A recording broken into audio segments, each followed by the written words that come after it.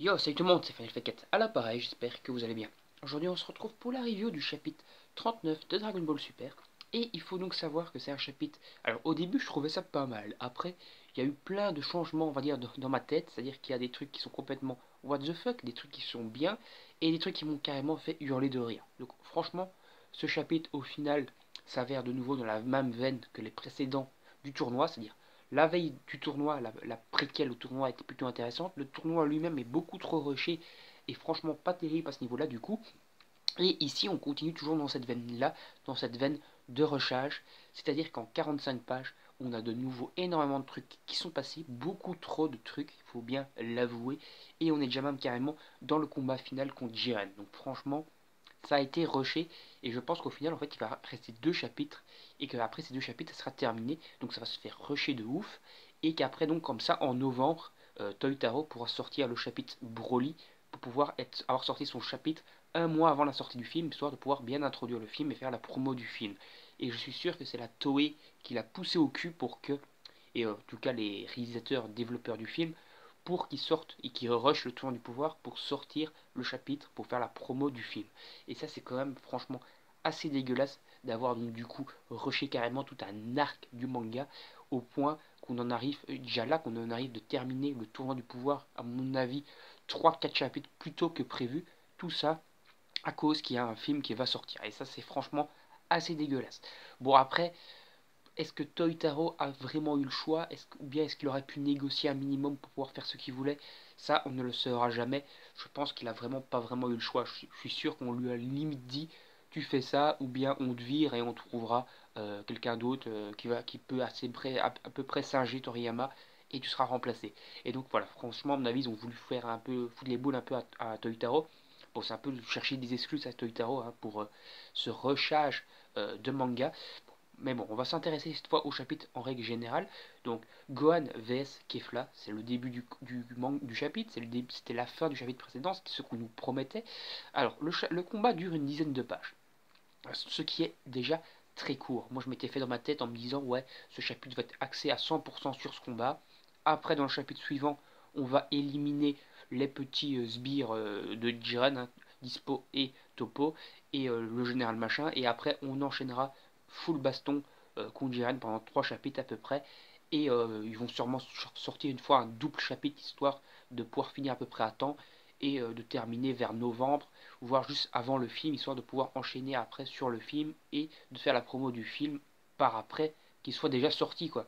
C'est-à-dire qu'il sera sorti, tu relances un peu l'intérêt du film par un chapitre de Dragon Ball Super. Moi je pensais que ça allait être ça. En fait pas du tout comme vous le voyez, comme je vous l'expliquais, ça va être rushé pour que ça sorte avant et on n'aura certainement pas de double chapitre comme je m'étais fait dans ma tête. Donc ici, donc, comme je vous le disais, Gohan en fait est au niveau, donc Gohan est respecté, voilà, il faut l'avouer, Gohan est respecté, il est en fait aussi puissant que Kefla, donc ils se battent de force égale, ils se mettent des patates chacun, ils arrivent à se faire donc, des gros dégâts, et au final ils se frappent tous les deux de toute leur force, et ils s'éjectent tous les deux du ring en même temps, une double élimination, c'est ce que j'avais déjà prédit dans des commentaires de vidéos, qui étaient des live réactions, tout ça, j'avais dit ouais, Gohan et Kefla vont s'auto-éliminer. C'est ce qui est arrivé. Donc je suis content d'avoir prédit ça, mais j'aurais bien voulu que ça dure un peu plus longtemps et que cette auto-élimination se fasse à la fin de ce chapitre-là. Voilà. Donc auto-élimination de nos amis là. Freezer ne fout pas grand chose. Vegeta est occupé à mettre la misère à Topo en utilisant sa forme de Super Saiyan Blue maîtrisée. Topo se retrouve complètement avec les vêtements déchirés, il libère son aura mais il n'est pas encore transformé en dieu de la destruction et je pense que Topo n'aura pas droit à la transformation qu'il a eu dans l'anime, il n'aura pas le droit à ce qu'il a eu de façon brillante dans l'anime. Je pense que Topo au chapitre précédent va sortir assez rapidement sans avoir droit à une transformation assez épique et ça c'est quand même assez dégueulasse. Alors du côté de Tortue Géniale et ses 17, eux ils s'occupaient à combattre contre euh, Dispo et le général machin dont j'ai oublié le nom. Alors c'est là que on se rend compte que Tortue Géniale est également respecté, il est haut niveau, un peu trop haut niveau d'ailleurs, il ne faut pas abuser. Bon ok, dans l'anime c'était bien fait, il se battait super de façon super cool, mais c'était quand même contre des mecs, on va dire, un peu random de l'univers 4 qui n'étaient pas super puissants, même s'il en sortait quelques-uns de la chaîne et tout, c'était assez cool, qui brillaient un petit peu contre Magetta et Frost en utilisant le Mafuba et tout ça. Mais ici, il te sort carrément un mec de l'univers 11, donc le général Machachos, qui est considéré quand même comme quelqu'un d'assez puissant dans son univers. Donc c'est quand même un peu abusé. Bon, par après, on va se rendre compte qu'en fait, que c'est parce que Tortue Géniale maîtrise l'avant-forme, voire même un début d'Ultra Instinct. En réalité, Tortue Géniale, qui est donc le maître de Son Goku, qui a donc plein d'expérience et tout ça, arrive à utiliser l'Ultra Instinct. C'est grâce à ça qu'il sort facilement le général. Et après, il va carrément se friter contre Jiren en utilisant l'Ultra Instinct. C'est-à-dire que contre Jiren, il va pas réussir à lui mettre vraiment de gros coups et de gros dégâts. Bien sûr, ça reste Tortue Géniale, mais il arrive à esquiver quasiment toutes les attaques de Jiren jusqu'à ce que Jiren se mette un petit peu plus sérieusement et parvient quand même à le sortir. Donc du coup, on se retrouve quand même avec un Tortue Génial qui arrive à faire à peu près du bon contre Jiren. C'est-à-dire qu'en final, au début, dans ce chapitre également, ça j'ai oublié de vous le préciser, mais on a Goku qui se bat contre Jiren, Goku en Super Saiyan Blue normal, puis Super Saiyan Blue maîtrisé. Il arrive à peu près à résister face à Jiren, mais Jiren, on voit quand même Valdaïen dans le décor assez facilement. Jiren a l'avantage tout le long du combat, mais il arrive quand même à lui placer quelques coups, Goku, mais qui ne font pas de dégâts à Jiren. C'est un petit peu, on va dire, ce qu'on a vu dans l'anime également. Goku en Super Saiyan Blue face à Jiren. Jiren s'amuse avec lui, il ne combat pas sérieusement. Voilà, c'est à peu près le même délire. Et ici, Tortue Géniale arrive à peu près à faire pareil que Goku en Super Saiyan Blue, voire en Super Saiyan Blue maîtrisé, grâce à cette espèce de variante de l'Ultra Instinct. Donc ça c'est plutôt intéressant, bon au final tu sais quand même sortir. Autre chose que je n'ai pas précisé, c'est l'élimination de l'univers 6, qui est encore une fois beaucoup plus rushé que dans l'anime. Dans l'anime ils avaient réussi à te mettre un petit peu de tension, un petit peu de trucs dramatiques.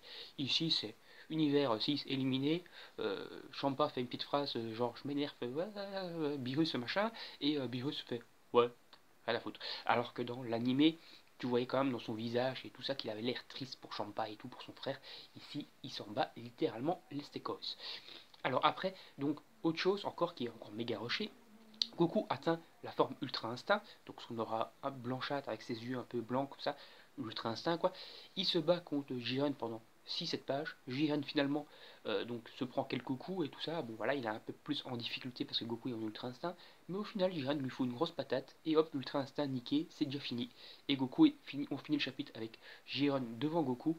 Goku qui est spédié dans les gravats, à moitié KO. Et c'est comme ça que ça se finit le chapitre. Donc je pense que dans le chapitre suivant, on va avoir Dispo qui va se faire sortir par C17 en mode 2-2. Tu vas avoir Toppo qui va se faire sortir par Vegeta en mode 2-2.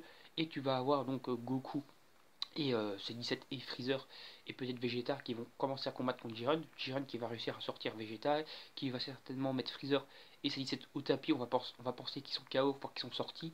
Et c'est là que tu vas avoir Goku qui va passer en Super Saiyan White. Et après, dernier chapitre, on va avoir à peu près un demi-chapitre où Goku sera en Super Saiyan White, Super Saiyan Ultra Instinct maîtrisé, quoi. Et qu'avec ce Ultra Instinct maîtrisé, Jiren va avoir un peu de difficulté, mais que vers la moitié du chapitre, ça sera terminé. Et c'est là que C17, Freezer et Goku fatigués vont aller combattre Jiren fatigué et l'envoyer au tapis. Et ça sera la fin du tournoi du pouvoir. Donc à mon avis, encore il y a encore 2 chapitres, c'est terminé quoi. Et ça c'est un peu abusé. Bon, allez, salut tout le monde, à la prochaine, n'hésitez pas à vous abonner, à liker, à partager et surtout à commenter. Salut salut.